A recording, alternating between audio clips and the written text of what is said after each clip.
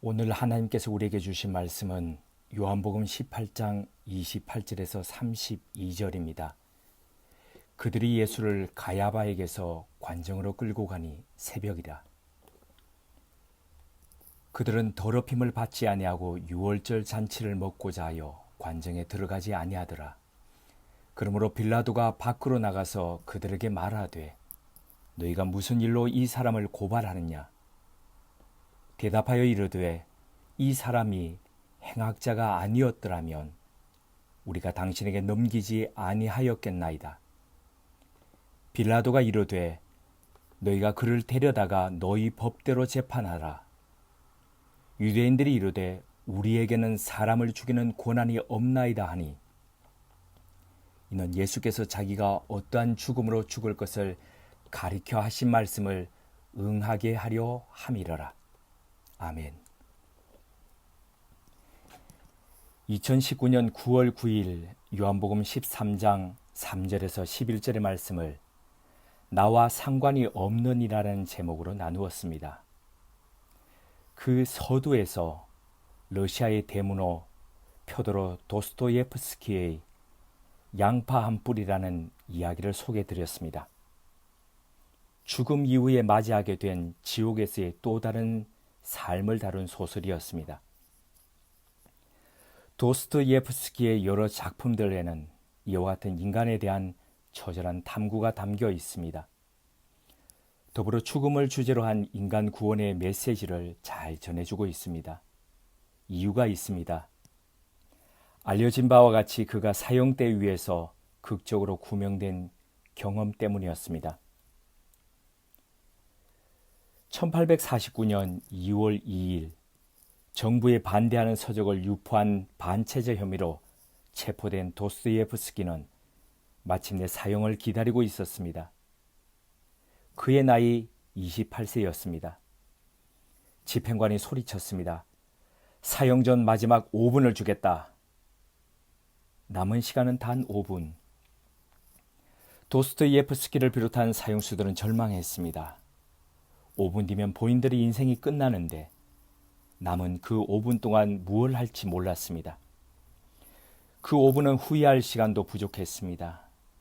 왜 그리 헛된 시간을 살았는지 회한이 들었습니다. 찰나의 시간이라도 더 주어졌으면 하는 바람이 일었습니다. 그리고 마침내 집행관은 마지막 1분을 알렸습니다. 도스토예프스키는 그날 처음으로 느끼는 세상의 소중함에 눈물을 흘렸습니다. 자, 이제 집행을 시작하겠소. 그때 사람들의 발자국 소리가 들리고 저편에서 사격을 위해 대열을 이루는 소리가 들렸습니다. 살고 싶다. 살고 싶다. 조금만 더, 조금만 더. 철컥 하는 탄환을 장전하는 소리가 벼랑간 그의 심장을 뚫었습니다. 그런데 바로 그 순간 다급하게 외치는 소리가 들렸습니다. 멈추시오! 형집행을 멈추시오! 한 병사가 흰 수건을 흔들며 형장으로 달려왔습니다. 사형 대신 유배를 보내라는 황제의 급박한 전가를 든 전령이었습니다. 가까스로 사형은 멈췄고 도스토예프스키는 죽음의 문턱에서 그렇게 극적으로 되돌아왔습니다.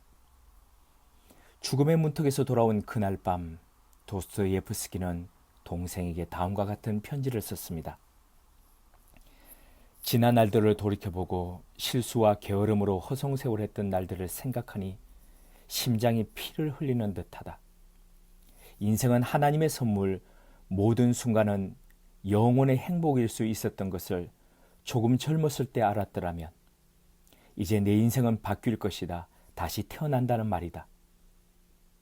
그런데 죽음의 10년을 응시했던 도스토예프스키의 사형 체험은 실은 황제 니콜라이 1세에 의해 계획되었던 연극이었습니다.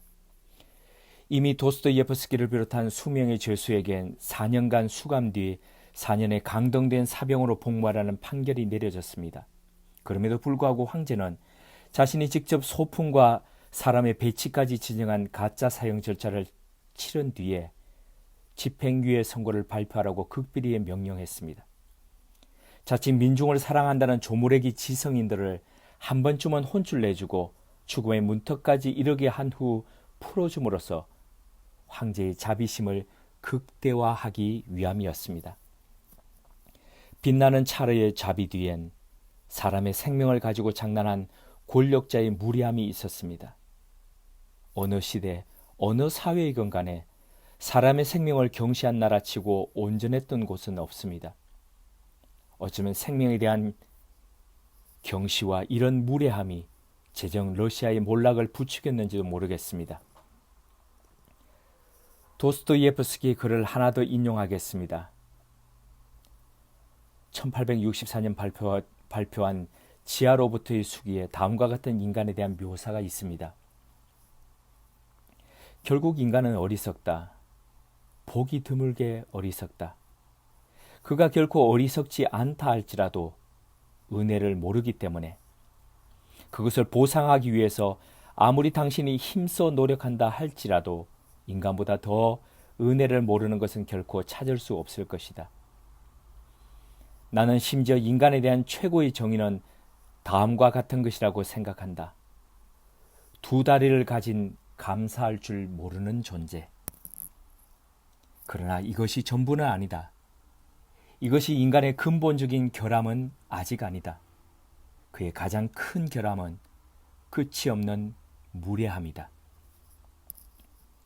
무례함이란 균형을 상실한 상태입니다.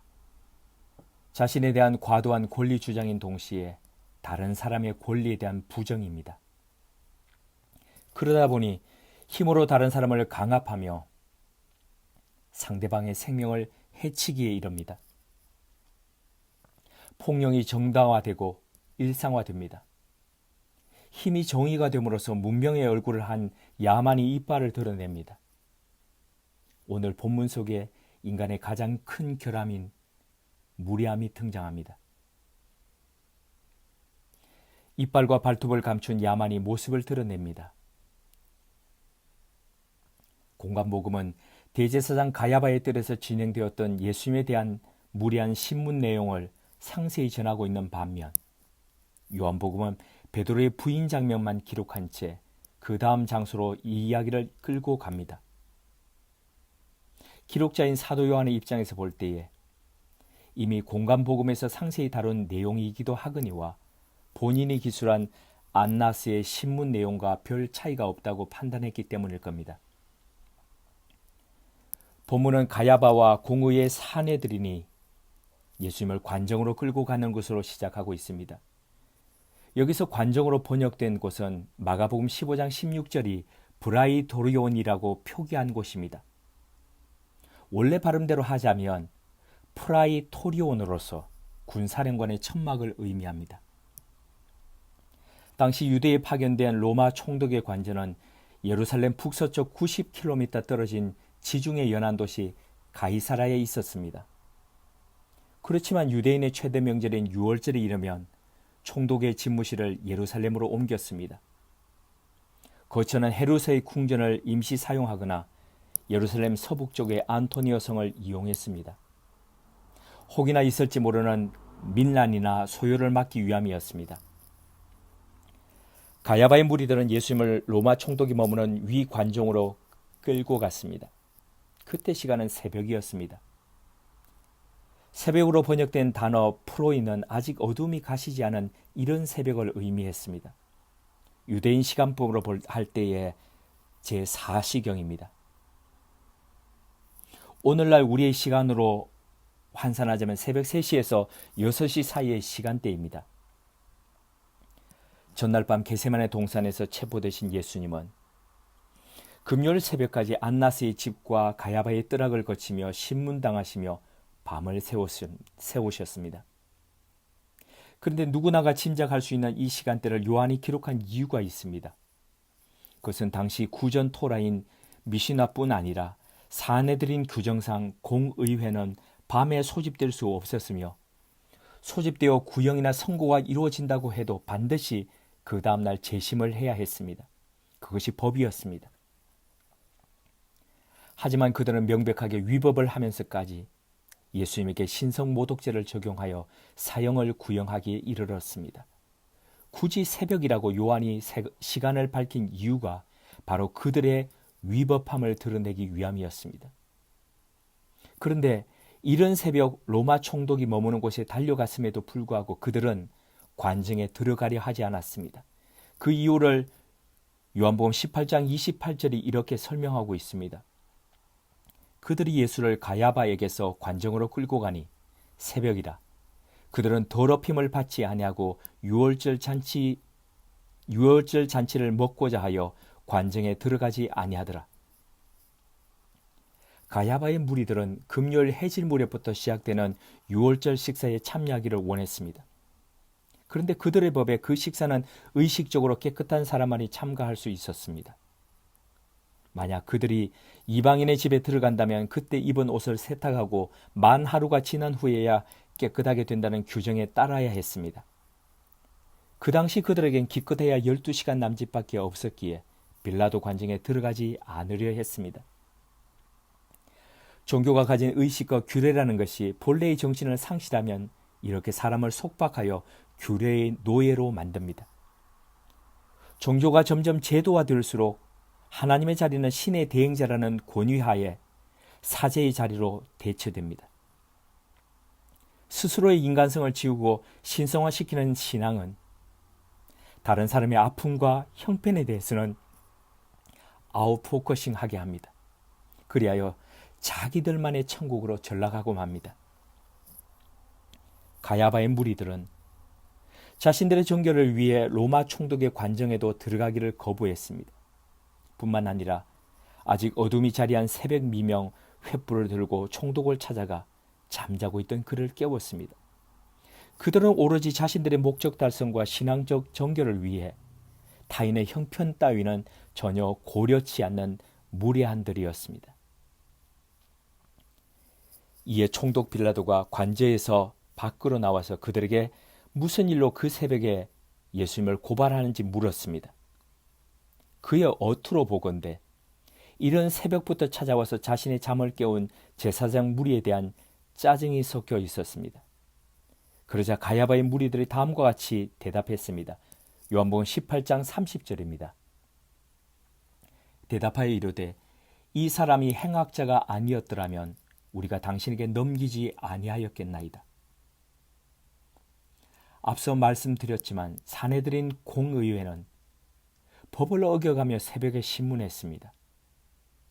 변호인도 두지 않은 채 자신들이 세운 거짓 증인들의 증언만으로 급하게 사형을 구형했습니다. 하지만 그들에겐 사형 집행 권한이 없었습니다. 물론 그렇다고 해서 유대인들이 사람을 죽이지 않은 것은 아닙니다. 그들의 분노에 따라 사람을 돌로 쳐 길거리 사형을 집행하기도 했습니다. 대표적인 예가 사도행전 7장에 기록된 스데반 집사입니다. 그들은 때에 따라서는 법도 절차도 무시하고 이런 악행을 저질렀습니다. 하지만 예수님의 경우 최대한 법을 준행한다는 신용을 하고 있습니다. 그래서 사형 권한이 있는 빌라도에게 예수님을 끌고 가 죽여달라고 요청했습니다. 그런데 이들이 빌라도에게 예수님을 넘기는 이유가 예수님이 행악자였기 때문이라고 말합니다. 행악자란 말 그대로 구체적인 범죄 사실을 지니고 있는 사람입니다. 그런데 유대인들이 말하는 예수님의 죄가 무엇이었습니까? 자신을 하나님의 아들이라고 칭한 죄, 일명 신성모독죄였습니다.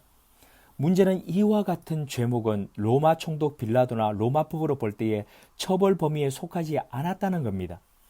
이 사실을 가야바의 무리들도 잘 알고 있었습니다. 그래서 사실 그대로 빌라도에게 말하였다가는 자신들이 원하는 사형 집행이 이루어지지 않는다는 것을 예상했습니다. 그래서 죄명을 바꾸어 행악자, 악을 행하여 사회와 다른 사람에게 해를 끼친 사람이라고 말했습니다. 신앙이 명분과 목적에 치중하다 보면 길을 잃기 마련입니다. 옛부터 전해오는 격언 중에 성경을 읽기 위해서 촛불을 훔치지 말라는 말이 있습니다.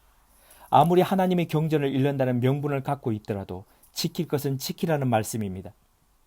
하나님의 뜻이라는 대의명분을 갖고 있더라도 거칠고 서툰 방식으로는 서로에게 상처를 줄 뿐 생명을 살릴 수가 없습니다.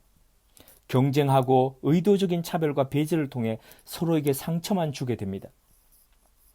그래서 사도 바울은 빌립보서 2장 14절을 통해 이렇게 권면했습니다.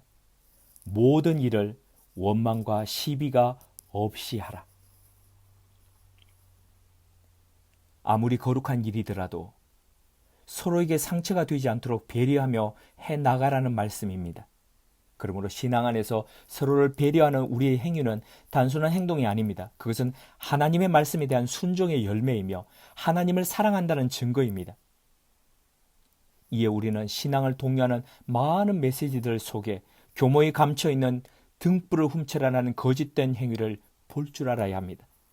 내 목적과 명분을 이루기 위해 거짓으로 죄명을 꾸미고 조작하던 가야바의 무리에 빠지지 않도록 분별의 눈을 날카로이 해야 합니다. 대제사장 가야바의 무리들이 죄를 더했으라도 원했던 것은 예수님의 죽음이었습니다. 단순한 죽음이 아니라 로마 제국이 허용했던 처형법 중에 가장 혐오스럽고도 고통스러웠던 십자가형이었습니다. 지금 그 십자가형을 로마 총독 빌라도에게 요구했던 겁니다. 그런데 묘하게도 사도 요한은 이것이 하나님의 말씀이 응하게 되는 길이라고 각주를 더하고 있습니다. 요한복음 18장 32절입니다. 이는 예수께서 자기가 어떠한 죽음으로 죽을 것을 가리켜 하신 말씀을 응하게 하려 함이러라. 그림의 어두운 부분이 전체적인 구도에 기여하듯이 가야바 무리의 정도와 법을 어긴 억지 요구는 결국 하나님의 뜻을 이루게 하는 촉진자가 되었습니다. 물론 인간의 악한 행위가 이렇게 하나님의 뜻을 이루는 통로가 된다고 해서 악에 거하자는 뜻이 아니라는 것은 충분히 이해하실 겁니다. 가야바의 무리들은 빌라도를 압박해 결국 자신들이 원하는 십자가형을 받아낼 수 있다고 생각했습니다. 상황은 자신들이 원하는 대로 조성되어 갈 것이라고 기대했습니다. 하지만 그 모든 것들은 하나님의 손안에 있었고 하나님께서 관여하고 계셨습니다. 하나님에 의해 예언된 죽음에 대해 예수님도 요한복음 12장의 하늘의 미래에 대한 비유를 통해 이미 말씀하셨습니다. 그것은 주님의 죽으심으로 인해 얻게 될 수많은 사람들의 생명에 관한 말씀이었습니다. 그 말씀의 끝부분에서 이렇게 말씀하셨습니다. 요한복음 12장 32절에서 33절입니다. 내가 땅에서 들리면 모든 사람을 내게로 이끌겠노라 하시니 이렇게 말씀하시면 자기가 어떠한 죽음으로 죽을 것을 보이심이러라.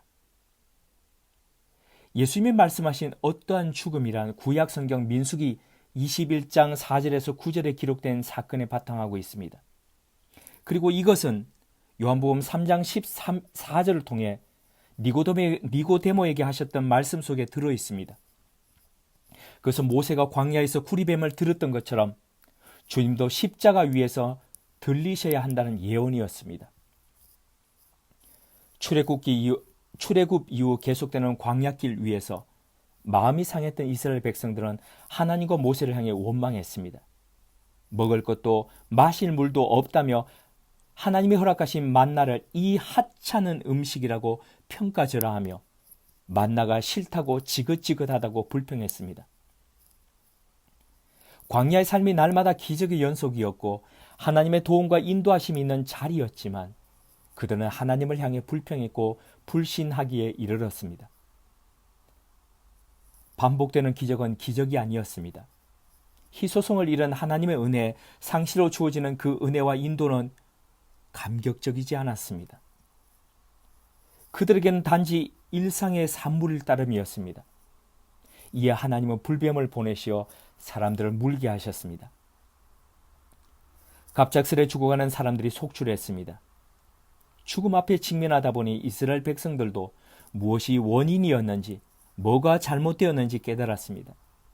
하나님을 향한 그들의 원망이 범죄로 이어졌다는 고백과 더불어 불뱀이 떠나기를 모세에게 구했습니다. 하나님의 처방은 간단하고 쉬웠습니다. 너무 쉬워서 믿기지가 않았을 겁니다. 그래서 끝내 구리뱀을 쳐다보는 것을 거부한 사람이 있었을지 모릅니다. 이것은 마치 예수 그리스도를 구주로 믿으면 죄가 용서받고 구원을 얻는다는 말과 같이 쉽고 황당하게 들릴 수 있었습니다. 하지만 이것이 죄에 대한 하나님의 처방이었습니다. 이 간단하고도 쉬운 구원의 방법을 위해 주님은 어렵고도 힘든 고난의 길, 십자가의 길을 걸으셨습니다. 주님이 친히 저주받은 자처럼 나무에 매달리심으로써 나무에 매달려야 할 우리를 구원의 길, 생명의 길로 걷게 하셨습니다. 왜 그러셨을까요? 사랑하기 때문입니다. 사랑하면 어려운 것은 내가 감당하고 그 혜택은 사랑하는 이가 누리도록 합니다. 이게 사랑입니다. 지난주 중 읽은 안상학 시인의 시 아버지의 꼬리에 이 사랑이 잘 드러나 있었습니다. 아버지의 꼬리, 안상학. 딸이 이럴 때마다 저럴 때마다 아빠가 어떻게든 해볼게. 딸에게 장담하다 어쩐지 자주 듣던 소리다 싶어 가슴 한쪽이 싸해진다. 먹고 죽을 돈도 없었을 내 아베. 아들이 이럴 때마다 저럴 때마다 아버지가 어떻게든 해볼게. 장담하던 그 가슴 한쪽은 어땠을까? 아빠가 어떻게든 해볼게. 걱정 말고 너는 내 할 일이나 해. 딸에게 장담을 하면서도 마음속엔 세상에게 수시로 꼬리를 내리는 내가 있다. 장담하던 내 아베도 마음속으로 세상에게 무수히 꼬리를 내렸을 것이다. 아베의 꼬리를 본 적이 있었던가? 아무리 생각해도 아베의 꼬리는 떠오르지 않는데 딸은 내 꼬리를 눈치챈 것만 같아서 노심초사하며 오늘도 장담을 하고 돌아서서 가슴 한쪽이 아려온다. 꿈틀거리는 꼬리를 누른다. 딸을 둔 아버지가 자신의 아버지를 떠올리고 있습니다. 학창시절 육성회비다 등록금이다 뭐다 해서 돈 드는 일이 있을 때마다 아버지는 큰 소리치곤 하셨습니다. 아빠가 어떻게든 해볼게. 걱정 말고 너는 내 할 일이나 해. 그 말을 무턱대고 믿고 자랐던 아들이 아비가 되고서야 비로소 알게 되었습니다. 아버지께서 그 약속을 지키시기 위해 세상에 나가서 얼마나 꼬리를 내리며 사셨을지를. 이렇게 부모는 사랑하는 자식과의 약속을 지키기 위해 자존심의 꼬리를 내리고 살아갑니다. 육신의 부모가 이러실진데 하물며 하늘의 아버지께서는 사랑하는 자녀들을 위해 당연히 그 약속을 지키고 또 지켜가시지 않겠습니까? 이를 민수기 23장 19절은 다음과 같이 말씀하십니다. 하나님은 사람이 아니시니 거짓말을 아니하시고 인생이 아니시니 후회가 없으시도다. 어찌 그 말씀하신 바를 행하지 않으시며 하신 말씀을 실행하지 않으시랴. 코로나19의 창궐로 인해 전 세계가 바이러스와의 싸움을 하고 있습니다. 벌써 전 세계 사망자 수가 1만 명을 넘어섰습니다.